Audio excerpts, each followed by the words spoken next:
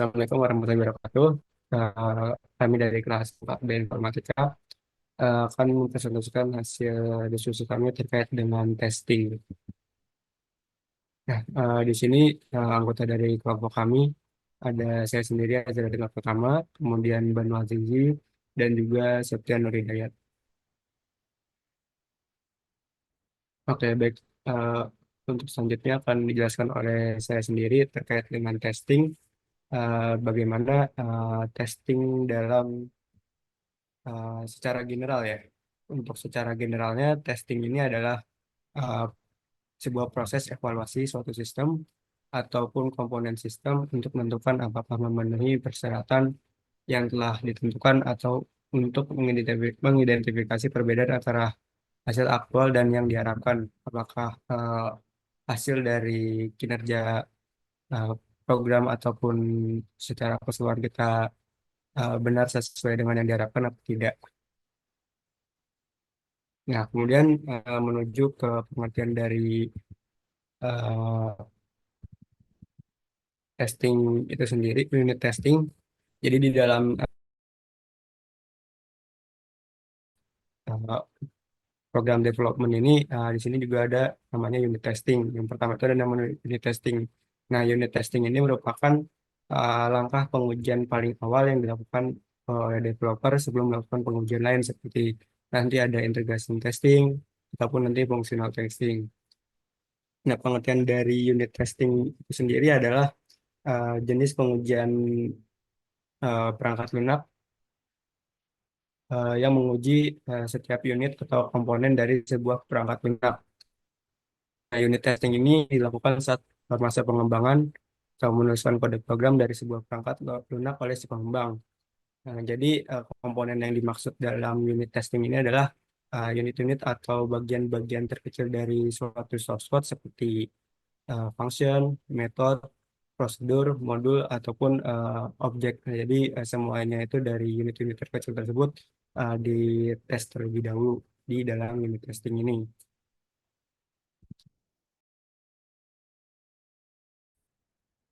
Nah, kemudian selanjutnya, how important is it? Seberapa pentingkah si unit testing ini? Yang pertama itu tentunya di unit testing ini uh, membantu memperbaiki dan mencegah bug sejak awal siklus software development dan menghemat biaya. Kemudian yang kedua, membantu si pengembang untuk memahami basis code pengujiannya dan memungkinkan mereka untuk melakukan perubahan dengan cepat. Yang ketiga, test unit yang baik dapat berfungsi sebagai dokumentasi proyek.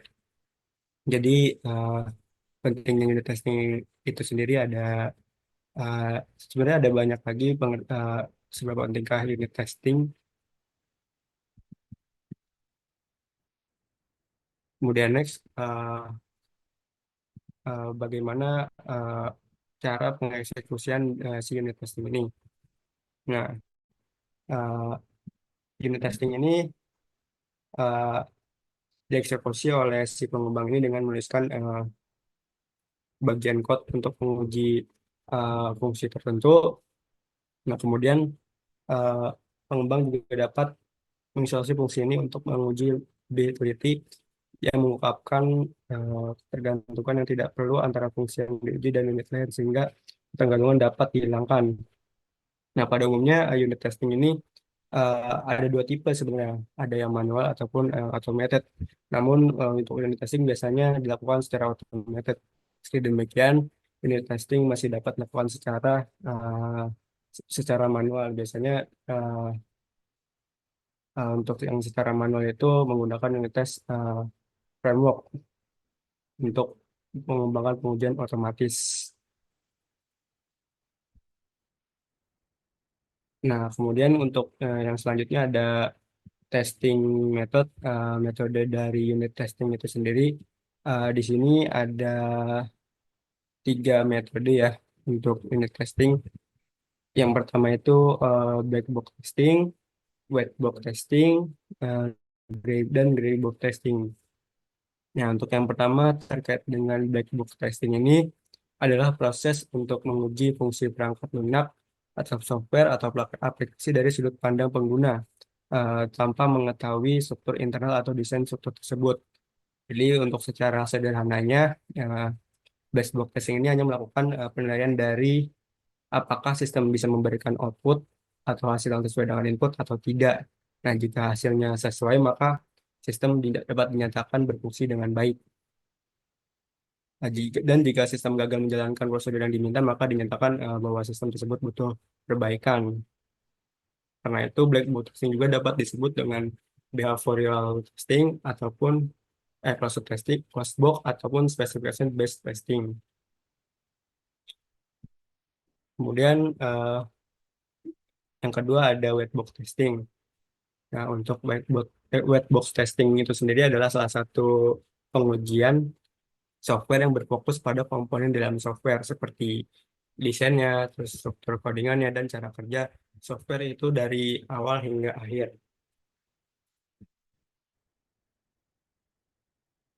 Tujuan dari white box testing ini sendiri adalah untuk mengetahui alur pengiriman data dari input hingga output dan juga kegunaan dan keamanan software. Pada white box testing ini, kode yang digunakan untuk membuat software bisa dilihat oleh penguji. Nah, itu white box testing sering disebut dengan clear box testing, open box testing, code based testing, ataupun structural testing.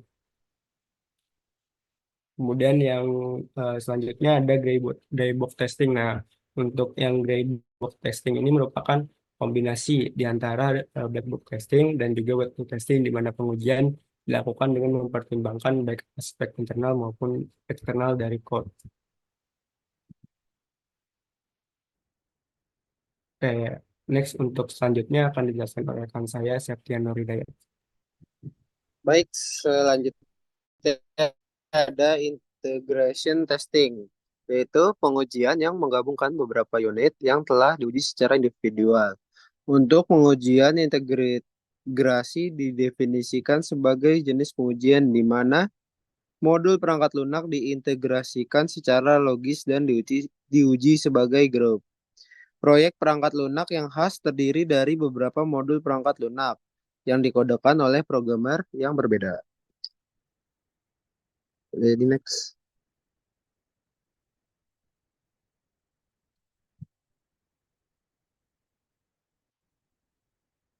Meskipun setiap modul perangkat lunak telah diuji unit, cacat tetap ada. Karena berbagai alasan seperti sebuah modul secara umum dirancang oleh seseorang pengembang perangkat lunak individual yang pemahaman dan logika pemrogramannya dapat berbeda dari pemrograman lainnya. Pengujian integrasi menjadi perlu untuk memverifikasi bahwa modul-modul perangkat lunak bekerja secara bersatu. Pada saat pengembangan modul, ada kemungkinan besar terjadi perubahan dalam persyaratan oleh klien.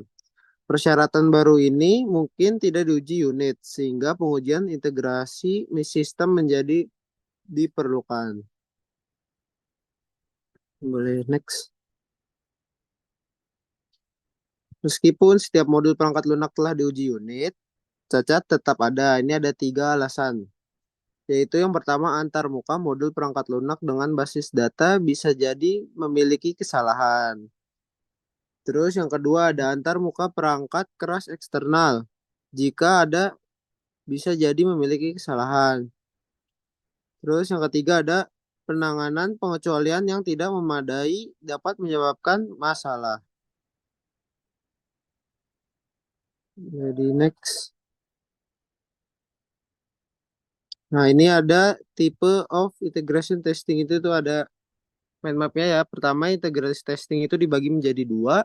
Yang pertama ada Big Bang integration testing, yang kedua ada incremental integration testing. Nah, in- incremental integration testing dibagi menjadi 3, yaitu bottom up approach, top down approach, dan sandwich approach. Oke, boleh selanjutnya. Yang pertama ada bottom up. Bottom up ini memiliki keuntungan. Yang pertama, penyelidikan kesalahan menjadi lebih mudah. Terus yang kedua ada tidak ada waktu yang terbuang menunggu semua modul dikembangkan seperti pada pendekatan Big Bang. Kerugian pada bottom up yaitu modul-modul kritis pada tingkat teratas arsitektur perangkat lunak yang mengontrol alur aplikasi di uji terakhir dan mungkin rentan terhadap cacat. Terus yang terakhir ada prototipe awal tidak mungkin dilakukan. Ini kan ada modulnya ada 6. Yang pertama itu diujinya di akhir. Oke, boleh di next. Terus ada top down. Keuntungan dari top down sendiri itu ada 3, yaitu penyelidikan kesalahan lebih mudah. Terus kemungkinan untuk mendapatkan prototipe lebih awal. Yang ketiga, modul kritis diuji dengan prioritas. Itu ada kecacatan desain utama dapat ditemukan dan diperbaiki terlebih dahulu. Terus kerugian dari top down ini yaitu memerlukan banyak steps. Terus ada yang kedua, modul pada tingkat yang lebih rendah diuji secara tidak memadai. Oke, boleh di next. Sandwich atau hybrid. Berarti pengujian ini adalah strategi di mana modul-modul tingkat atas diuji bersamaan dengan modul-modul tingkat bawah pada saat yang sama. Sementara modul-modul tingkat bawah diintegrasikan dengan modul-modul tingkat atas dan diuji sebagai sistem. Ini merupakan kombinasi dari pendekatan top down dan bottom up, sehingga disebut sebagai pengujian sandwich atau hybrid. Pendekatan ini menggunakan baik stubs maupun driver. Oke, boleh di next. Selanjutnya akan dijelaskan oleh Banu Azizi.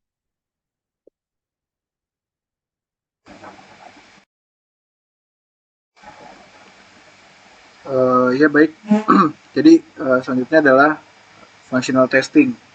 Jadi pengujian yang memeriksa fungsi-fungsi spesifik dari perangkat lunak sesuai dengan persyaratan yang telah ditentukan seringkali dilakukan tanpa memandang implementasi internal.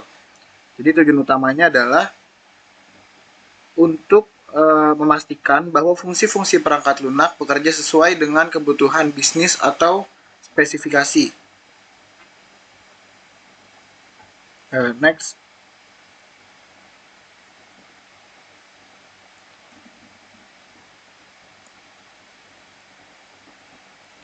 Nah, tujuan dari functional testing yang pertama adalah mainline function. Nah, jadi dari mainline function sendiri kan memastikan suatu aplikasi berjalan sesuai dengan requirement. Lalu selanjutnya adalah accessibility. Accessibility adalah memeriksa aksesibilitas sistem bagi pengguna. Lalu basic usability. Jadi pengujian kegunaan dasar memastikan pengguna dapat menavigasi sistem dengan mudah dan intuitif tanpa kesulitan. Lalu error condition, memeriksa kondisi kesalahan ini juga memeriksa apakah pesan kesalahan yang sesuai ditampilkan.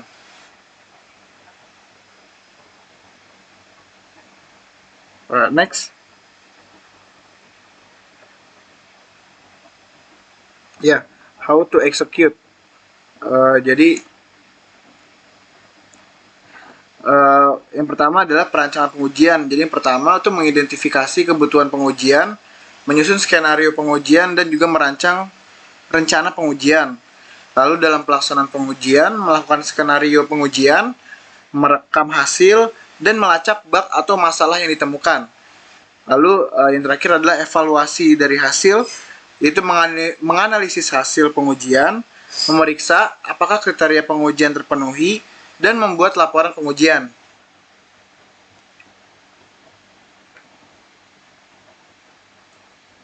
Next. Lalu ini adalah perbandingan atau compare dari functional testing dan juga non-functional testing. Yang pertama adalah dalam functional testing berisi unit testing, integration testing, system testing, acceptance testing. Lalu di non-functional berisi performance testing, security testing, usability, dan compatibility. Jadi sebenarnya perbedaan dari functional dan juga non-functional itu tuh untuk yang functional sendiri fokusnya kan apa yang dilakukan si perangkat lunaknya. Sedangkan pada pengujian non-functional itu tuh bagaimana si perangkat lunak ini berkinerja gitu. Jadi kalau ibaratkan contoh dalam pengujian fungsional kan tadi apa yang dilakukan perangkat lunak, berarti pengujian unit yang yang sudah ditulis di sini ya seperti pengujian unit, integrasi, terus pengujian sistem dan pengujian serta penerimaan gitu. Sedangkan pada non fungsional itu kan ya pengujian kinerja, pengujian keamanan, dan seperti juga yang ada yang ditampilkan dalam PowerPoint ini, keamanan dan usability serta pengujian kompatibilitas gitu. Nah, jadi yang sebenarnya jadi dari masing-masing dua jenis ini tuh juga kan pasti ada tujuannya ya. Yang tadi seperti yang tadi sudah disebutkan sebelumnya. Jadi dalam garis besarnya aja kalau functional testing kan tadi kan memastikan bahwa perangkat lunak bekerja sesuai dengan spesifikasi ya dan memenuhi kebutuhan pengguna. Nah, sedangkan non functional itu tuh tujuannya adalah memastikan bahwa perangkat lunak digunakan dengan mudah, terus aman dan juga berkinerja dengan baik gitu. Boleh di next. Nah, untuk functional testing sendiri itu tuh ada berbagai alat yang tersedia ya untuk melakukan pengujian fungsional. Nah, diantaranya ada Selenium WebDriver, HP Quick Test Professional atau QTP, ada juga Apache Agimeter, ada Postman, dan juga ada Swap UI.